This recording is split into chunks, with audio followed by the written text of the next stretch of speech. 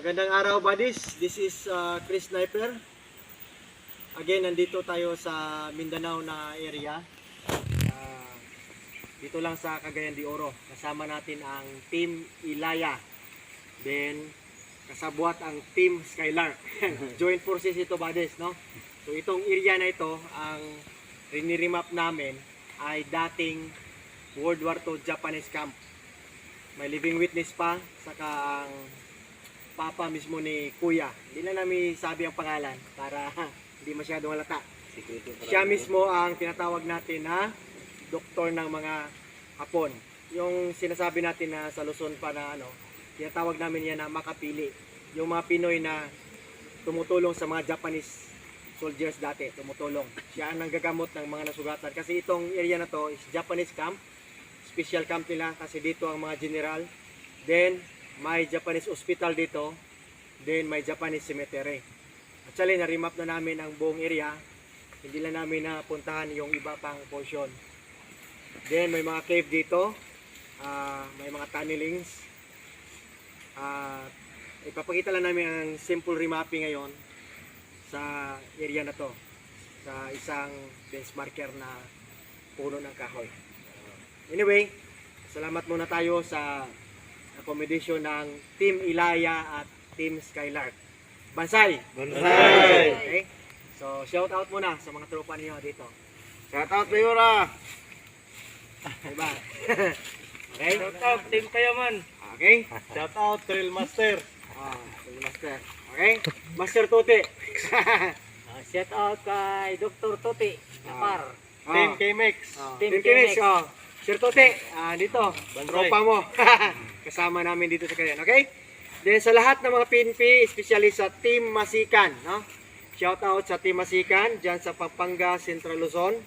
Then sa lahat ng mga pulis diyan, no? Mga tropa natin sa Pampanga, Central Luzon. Team Masikan. Team Masikan! Bansay! Okay. Bansay. Bansay. Todo. Okay? Todo. So, salamat Black Phantom sa pag-set up ng schedule dito. Then shout out kay Bro Nel Gapter, Sweet Nel Gapter, no, diyan sa Cebu. Tropa ko 'yan. Salamat patuloy diyan, bro, sa mga operasyon. Then congrats sa mga nights.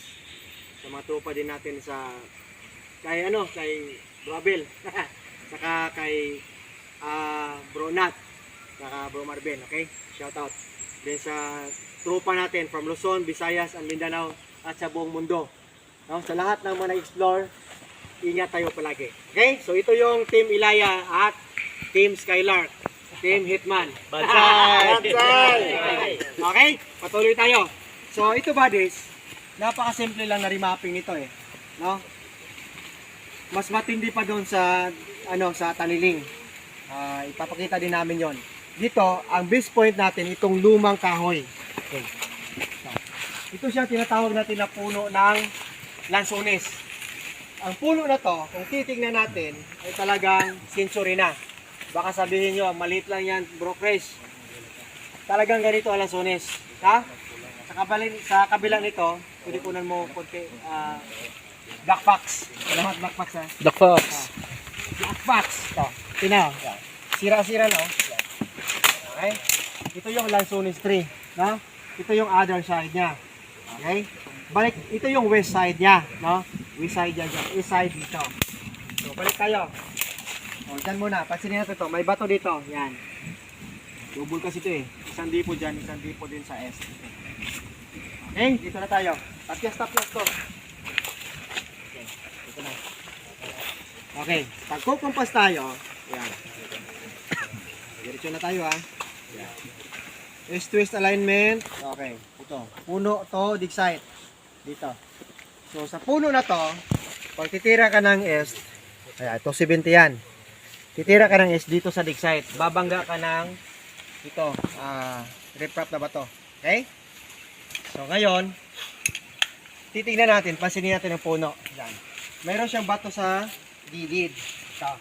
Naka-wall type. Ito tinatawag natin na wall type, no? Okay. Yan. Naka-wall talaga yan. Mayroon pa siyang slash dito. Yan. Talagang basag-basag. Okay? Yan. Wall type siya. Then, sa harap nito, dalawang bato. Yan. Ito yung passage natin. Yan. Passage way. Isa, dalawa. Dito, dig site. Initrace natin to. Okay. Galing naman dito sa dig site, north-south alignment. Yan. Oh. Yan. So, ibig sabihin, 180 degrees south, north dito. So, may sukat siya na 12 feet. Okay, sukat ng metrosan. 12 lang. Ayan dito. Yan. Okay, 12 piece. Yan, sentro. Yan ang 12. Okay, thank you bro. Kung pansinin natin ang bato na to, yan yun. Halos kaparehan ang mukha to dito. Yan, binasag-basag din, oh. Kakawon. Ba? Yan. Tapos may pula. Pag hukay natin, wala pa siyang 3 feet. Puro na backfilling. Ito mga grabas. Yan, mga maliit na bato yan. Yan. Marami yan doon. Okay? So, buo to siya. Then, ang remarkable marker dito ay ito. Mayroon siyang heart marker. Ito siya. Yan. Klaro lang na heart. Yan. Ito siya tinatawag natin na V-cut. Yan. Okay? Kabila yan. Dito yan talaga. Yan siya parang heart na. Okay, maklaro lang na heart yan. Tapos yan, V-cut yan, ibig sabihin na under. Okay, ano pa? Saka marami pa doon, hindi na naman nalinisan. So, ito yung half moon. Buo to, no? Parang oblong, pero cutted to siya yan. Pinakat yan. Yan. Yan, no? Kasi ang palad mo.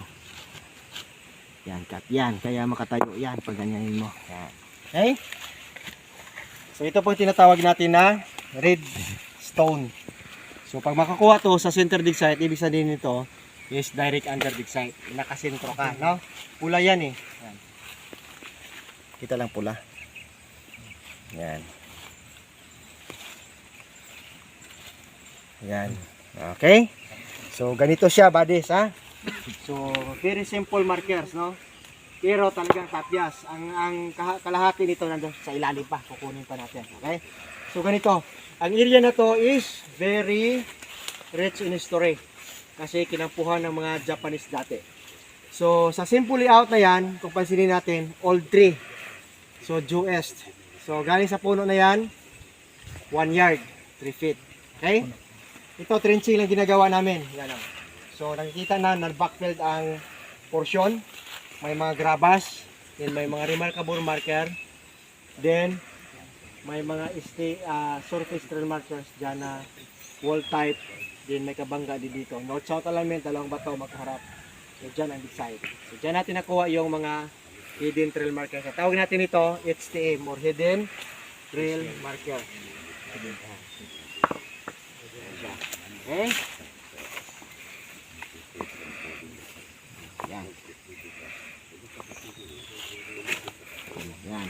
Okay? So, ganun kasimple. No? May tunnel din dito na nakuha na ng bala. Ano yung isa? Coupling.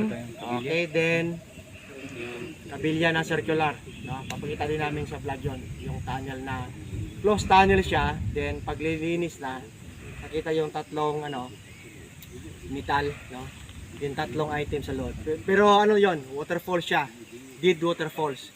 Then ang creek dito is patay to na creek. O patay na sapa. Kung pansinin natin, patay na sapa to. Din itong lumang lansunis na to, may counter to doon sa kabila. Na mga bato na boulder. Then may lumang lansunis din. Then may old kaimito doon. Yan. Kaimito. Or, ano tawag dyan? Star apple. Okay. So, yun lang ba rin, no? Sana may natutunan kayo.